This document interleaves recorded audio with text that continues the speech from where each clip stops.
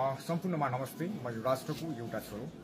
पछिल्लो समय प्रथम महिला प्रधानमन्त्री सुशीला कार्कीले राज्यको देशको नेतृत्व लिएसँगै देशमा शान्ति सुशासन स्थायित्व सँगसँगै देश समृद्धिको मार्गमा हिँडिरहेको हामीले महसुस गरेका छौं र यस देशमा चलिरहेका विभिन्न त्यस्ता त्याग बलिदानका खातिर आज देशले केही न केही पाएको र अब देश बन्ने संकल्पले हाम्रो मस्तिष्क भरिएको छ र देश पक्कै बन्ने छ जस्तो हामीलाई लागेको छ र यो समयपछि मैले तपाईहरुका समक्ष एउटा मिमिक्री चाहिँ लिएर आएको छु। यति बेला देशका चाहिँ शीर्ष नेताहरूका बीचमा कस्तो किसिमको भ्रष्टाचारी हुँदैछ त हैन, त्यो मिमिक्री चाहिँ तपाईहरुका बीचमा मैले लिएर आएको छु। तपाईले सुनिदिनु होला। म स्टार्ट गर्छु पूर्व प्रधानमन्त्री केपी शर्मा ओलीको मिमिक्रीबाट।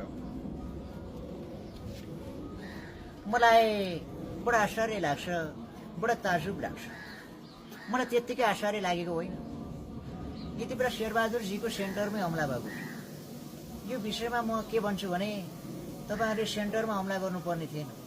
सेन्टरभन्दा अलिकति मिड सेन्टरमा चाहिँ हमला गर्नुपर्ने थियो जस्तो मलाई लाग्छ।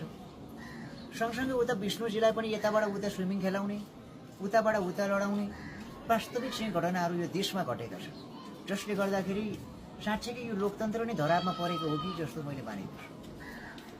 मेरो नेपाली जनतालाई एउटा आग्रह के छ भने तपाईँ मेरो सेन्टरका पसिना लाग्नुहोस्, तपाईँ मेरो सेन्टरका पसिना लाग्नुहोस्। केपी शर्मा ओलीको सेन्टर कता छ भनेर खोज्ने काममा नगर्नुहोस्। हामी त तपाईँलाई कसरी चाहिँ हुन्छ भने यसरी सेन्टर खोजेर चाहिँ मान्छेको अगाडि तपाईँ नउभिनुहोस्। यो विषयमा चाहिँ शेरबहादुरजी के भन्नुहुन्छ? शेरबहादुरजी के भन्न चाहनुहुन्छ?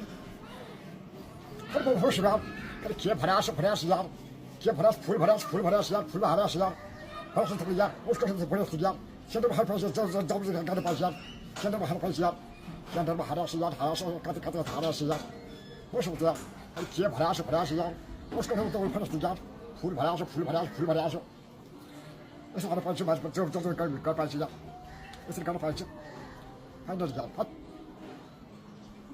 यो विषयमा चित्रबहादुर केसी के भन्नुहुन्छ?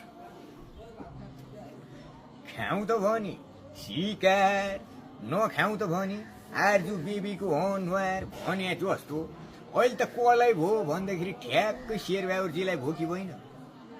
हामी त अहिले त कस्तो भयौँ भन्दाखेरि शेरबहादुरजी त कस्तो हुनुभयो भन्दाखेरि उदो खाएर उभो हग्ने भने जस्तै हुनुभयो कि होइन। शेरबहादुरजी तपाईँ हाम्रो मान्छे भए उनीहरूले भने हो, नत्र भए भनिन् थिएन। कस्तो भयो भन्दाखेरि शेरबहादुरजीको केसमा त ठ्याक्कै चाहिने